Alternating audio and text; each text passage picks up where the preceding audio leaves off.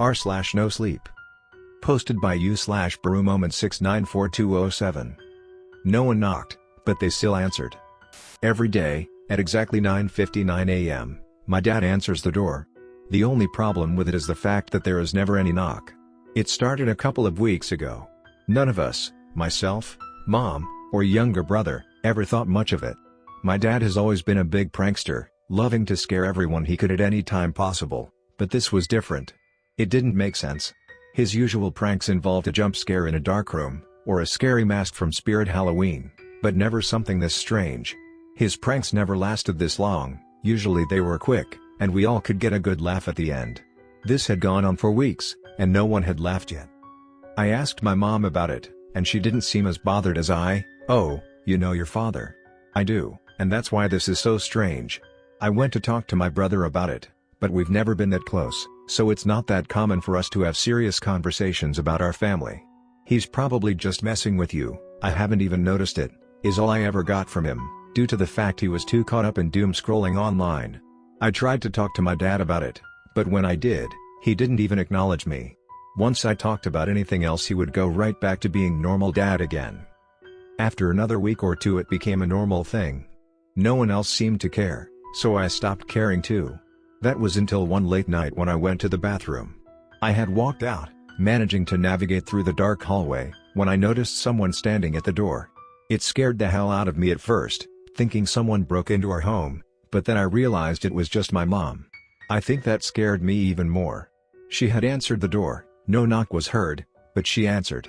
She closed the door, turned around, then began walking back to her room. I walked up to her. "Mom? Why were you at the door?" No response. I tapped her on her shoulder, and she turned to me. "Mom, are you okay?" She looked at me like I was crazy. "Go to sleep. What are you doing up this late?" She turned around, then went to her room. I didn't sleep that night. How could I? I locked my bedroom door and sat staring at the ceiling until the sun came up. I waited until exactly 9:59 a.m. That's when I heard my dad's footsteps walking towards the front door. I opened my bedroom door, making sure not to make a sound. I watched as my dad stood completely still, holding the door open, looking at nothing. In a moment of absolute stupidity, I decided in my horror movie character mind to get a quick picture. I looked down, opening my phone to the camera. When I looked back up, my dad was staring right at me. No expression, just acknowledgement. He knew I was watching. My heart sank to my feet. He had never, not in 17 years, ever looked at me with no expression on his face. I wanted to talk to someone about this. My friends, my grandparents, but they would probably think I was crazy.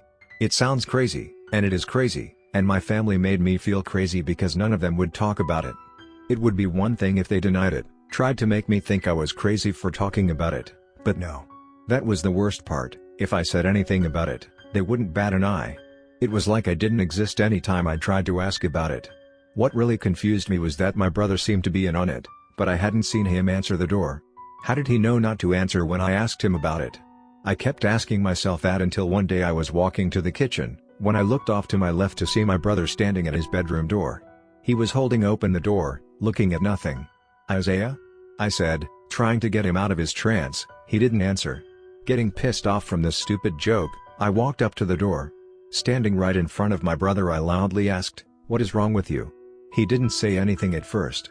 After a moment he looked me dead in the eyes. With almost a worried tone he said, "Move." I'd never seen my brother so deathly serious. There was no way this could be a prank. The look in his eyes when he said it, the tone of his voice, the chill I got on the back of my neck. I walked back to where I was originally standing, and watched as my brother slowly closed his door. At this point I had lost all comfort, warmth, or trust from my family. It had been a month and they all kept up answering their doors. My dad at 9:59 a.m., my mom at 2:59 a.m., and my brother at 5:59 p.m. Every day.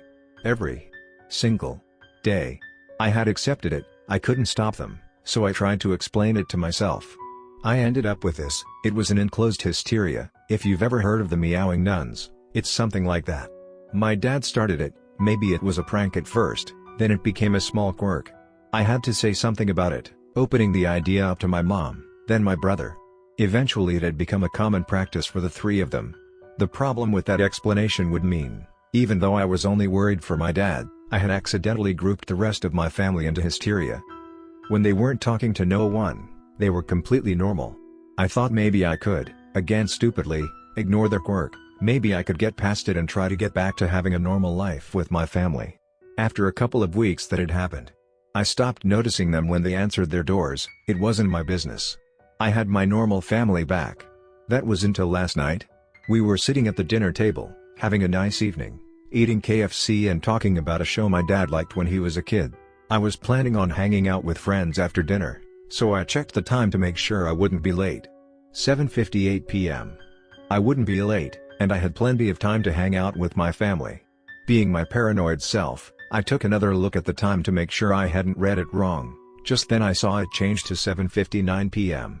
As soon as the clock changed, I heard two stern knocks coming from my bedroom door. The room fell silent, as if time had stopped while the knocks waited for my reply. I wanted to ask them if they heard the knocks, but I knew where that road would lead. I heard the knocks again, louder this time. I knew there was only one option for me. I looked at my dad one last time. His eyes were pleading with me. He didn't need to speak to let me know he was begging me to answer. I nervously got out of my chair and took the slow trek to my bedroom door. I was ready to grab the handle when I heard the knocks again. They were violent this time, impatient and angry. I opened the door. What I saw was a man, holding a simple sign. He looked impossible, but I could make out that he was a man, 6 foot tall, and completely silent. The sign read simply, "Say nothing. Go and eat." I closed the door, then returned to my chair. When I sat down, my family instantly went back to normal conversation. For so long I wanted an explanation, and now I have one. I knew why my brother looked at me that way. If I saw him stand where he was standing, I would tell him to move too. I was now in on the hysteria, so I asked again. Did anyone notice that? My family went quiet, then all at once turned to look at me.